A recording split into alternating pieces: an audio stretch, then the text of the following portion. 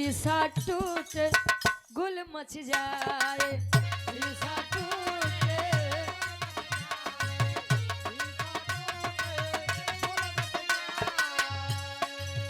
दिल टूटे आवाज न आए, दिल टूटे आवाज न आए, दिल टूटे आवाज न आए।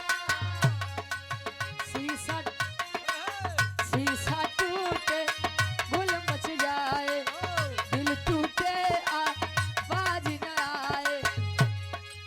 सांप डसे तो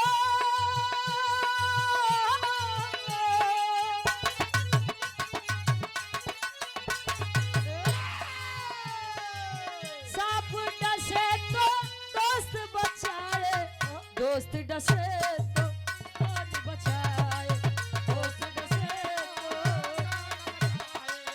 दोस्त डसे तो दोस्त डसे तो।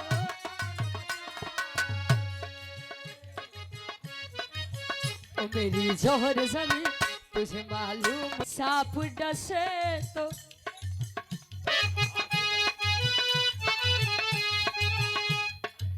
सांप डसे तो दोस्त बचाए, दोस्त डसे तो कौन बचाए।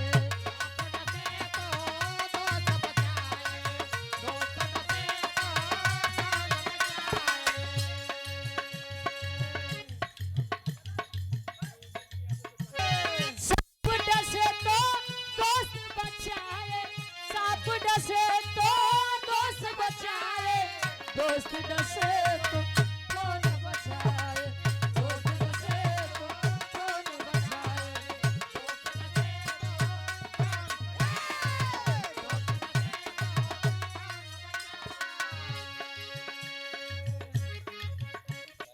₹200 का सम्मान, बहुत बहुत धन्यवाद हमारे प्रधान जी के।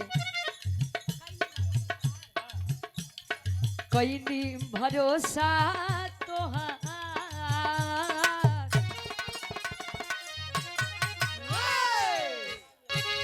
कई नी भरोसा तोहार,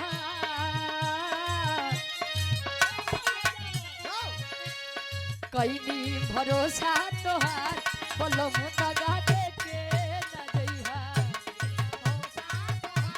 बोलो मुतगा देके न जइहा, बोलो। ओ मेरी जोहर जमी तुझे मालूम नहीं,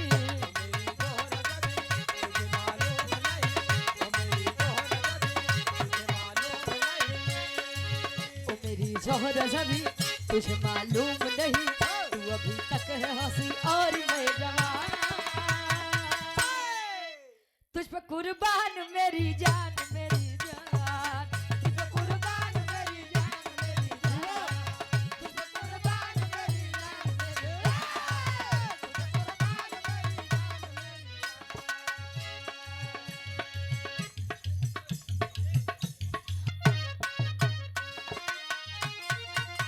मेरे कारीगर भैया के फरमाइश रहे कहाँ गए?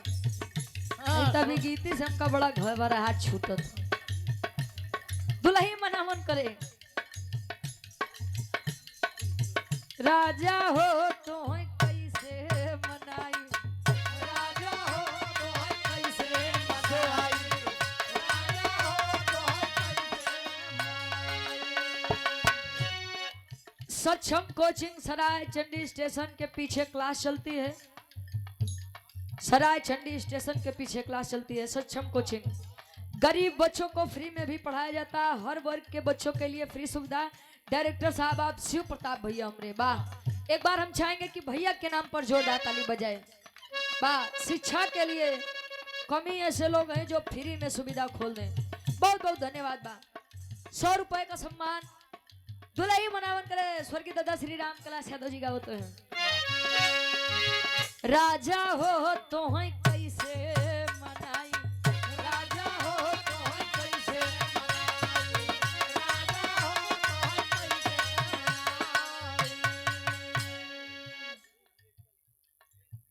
सुनील चौरसिया जी जो कि बिरहा जगत के बड़े अच्छे कलाकार हैं, चिरौरा की 5 सजमी से सुंदर माला और ये 200 रुपए का सम्मान। बहुत बहुत धन्यवाद।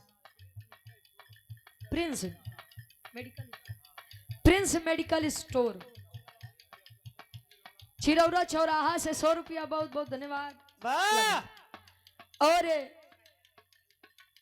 ज्ञान नर्सिंग होम सुभाष चंद्र यादव जी, कमला नेहरू कैंसर सेंटर प्रयागराज, बैरगिया नाला जगतपुर प्रयागराज से हमारे गार्जियन जी के द्वारा ये 501 रुपए का सम्मान। बहुत बहुत धन्यवाद। आशीर्वाद के चारे की हम अच्छी अपनी कला में कामयाब रहे।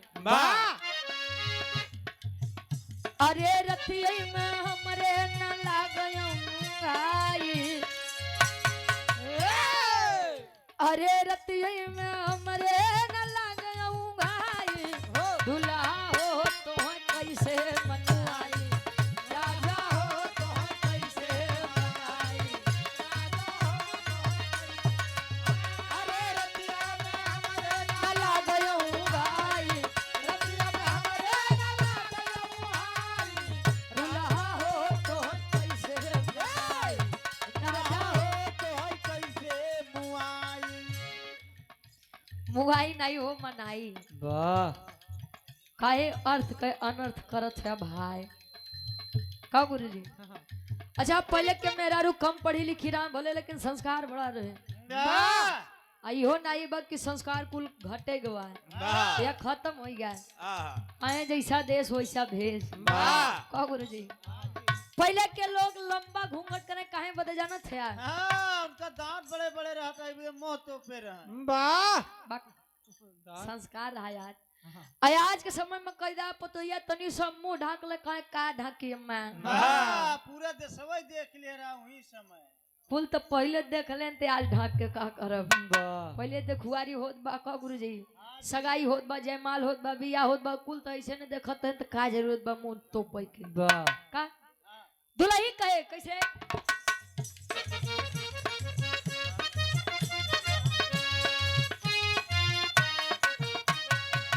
बीतबल पनवा कयाई गए जवानी, बीतबल पनवा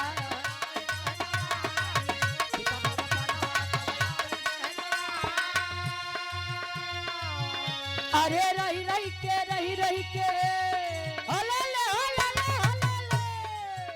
अरे रही रही के सरिया पे आवे, अरे रही रही के सरिया पे आवे, दुल्हा हो तो कैसे मनाई, दुल्हा हो तो कैसे मनाई, अरे रही रही के सरिया पे आवे अंगड़ाई, रही के सरिया पे आवे अंगड़ाई, रजऊ हो तो कैसे मनाई, दुल्हा हो तो दारू पिया। अच्छा दुनिया का मेहरारू सोचत है मार दुल्हा नशा पताई से दूर रहा है। तार वाली पूछो था का यार। हम तो पीते ही नहीं है। आज पैसा तक भेजे रहे। अच्छा पिया के भेजे रहे वाह। अच्छा ठीक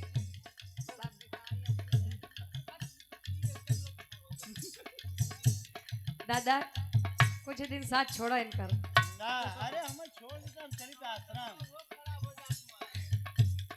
तू का बोलत है ना आज उनके खुदे नहीं पता बा। गम बका करब 15,000 के। वाह हाँ गम मत कर भाई, चंदा देवाई के तो हम देवा दे, परेशान मत हुआ। हाँ बिना देवाई परेशान मत होया होता ना ते आदमी तुम्हें वैसे ने दे दे। अरे खाली मुंह वैसे। हाँ हो काहे से कि रुचि से ज्यादा तो फैन लोग डब्लू विश्वकर्मा के यहाँ का हो का भैया। हाँ हाँ ये नहीं के ज्यादा फैन है भाई। अब काजा न दे काजा न दे शहर वाली कजरा, काजा न दे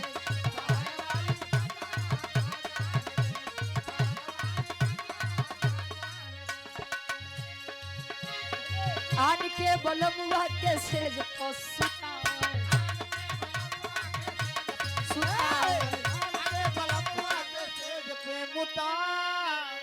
सुतावे कहा भैया के शब्द पढ़ी।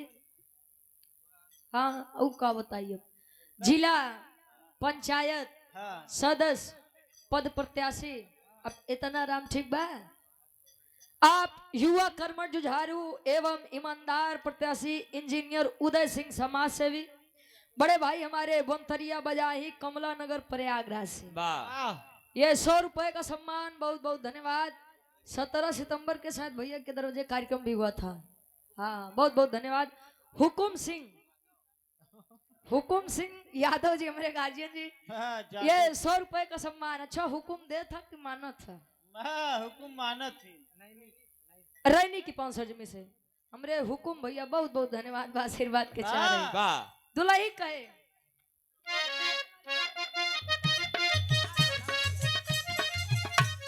आन के बलमुआ कैसे जपे सुताम, अरे अपने बलम के बिछा दूं दोनारा, अरे अपने बलम के बिछा दूं दोनारा, आजा न दे शहर वाली कजरा, आजा न दे शहर वाली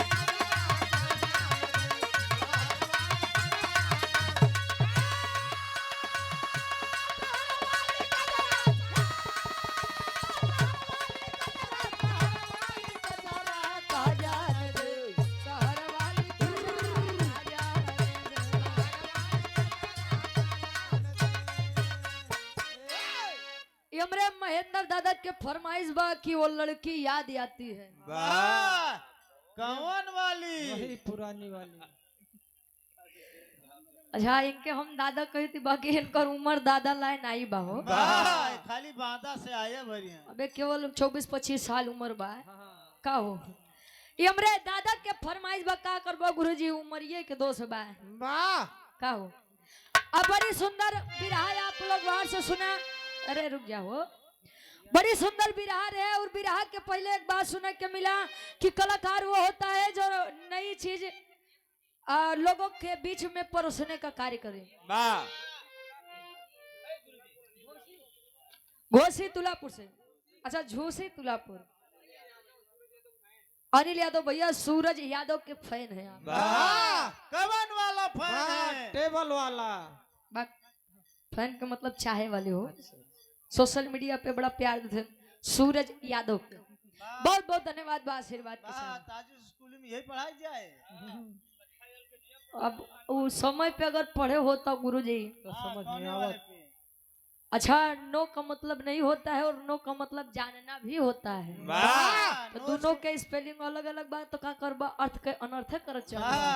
नोच के मान्य कुरा होता है। ए भाई तू रहा दे, आओ अब एक लाइन तनी बजा लो, कर बाद फिर बिरहा के तरफ लेके चलते हैं आप सभी को।